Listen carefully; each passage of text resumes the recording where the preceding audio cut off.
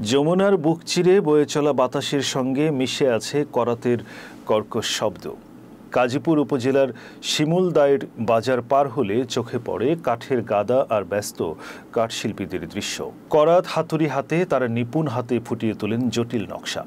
এখন এই এলাকা পরিচিত ফার্নিচার গ্রাম নামে, যা কেবল শিল্প এলাকা নয়, এক জীবন্ত কারুশালার কেন্দ্রবিন্দু। প্রতিটি কাঠের টুকরো বয়ে আনে শ্রম, দক্ষতা ও সৃজনশীলতার গল্প। বাবা থেকে ছেলে, ছেলে থেকে নাতি, প্রজন্মের পর প্রজন্ম ধরে চলে আসছে এই পেশা। কাঠ শুধু পণ্য নয়, এটি এই গ্রামের মানুষের পরিচয়। তারা গর্ব করে বলে, আমাদের হাতেই গড়ে ওঠে মানুষের ঘরের শোভা। ফার্নিচার বানানো এখানে জীবিকার উৎস নয়, বরং শিল্প সাধনার অংশ। প্রতিটি নকশায় মিশে থাকে কারিগরের হৃদয়ের স্পর্শ। সময় থেমে না গেলেও প্রতিটি আসবাবে ধরা পড়ে সময়ের ছাপ। আমি ফার্নিচার শিল্পের সাথে কাজ করি প্রায় 18-20 বছর যাবৎ। এই কাজ করে আমার সংসার মোটামুটি ভালোই চলতেছে। সপ্তাহে দেখা যায় আমার 10 থেকে 12,000 টাকা আসে। দিন গেলে আনুমানিক 2,000 টাকা কাজ করি। তো আমার এই কাজ করে আনুমানিক দিন ভালোই চলতেছে। আমার পরিবার পরিজন মানে ছেলে মেয়ে লেখাপড়া ভালোই চলতেছে। এই ফার্নিচারে 15-16 বছর ধরে কাজ করতেছি। প্রায় আমার দিন ইনকাম 2500, 2000 এরম আর কি ইনকাম করতেছি। আমার সংসার চালান পরেও ঘর বাড়ি, জায়গা জমিন অনেক কিছু করছি। 15 বছর হলে কাজ করি। আমি ইনকাম করি মাসে 15-20 হাজার টাকা।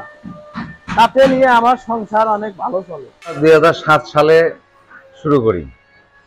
ধীরে ধীরে মালের চাহিদা বাড়লে লোকজন বাড়ায়। বিভিন্ন এই মেশিন, কারেন্টের সিএনসি মেশিন, আউটার মেশিন আসার কারণে আরো আমাদের মানে কাজের গতিটা বেড়ে যায়।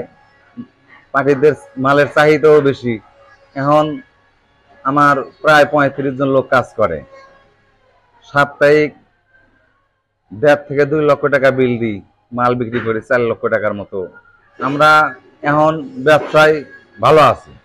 মূলত আমি এই ফার্নিচারের ব্যবসা 2005 সাল থেকে শুরু করছি। এখন আস্তে আস্তে ব্যবসাটা অনেক উন্নত হয়েছে। হওয়ার কারণে ব্যবসা বাণিজ্য করে অনেক স্বাবলম্বন হয়েছি। এখন আমার এলাকার লোকজন সব বাইরে কাজ করতো, এখন সব লোকজনই আমার এলাকাতে এসে কাজকর্ম করে।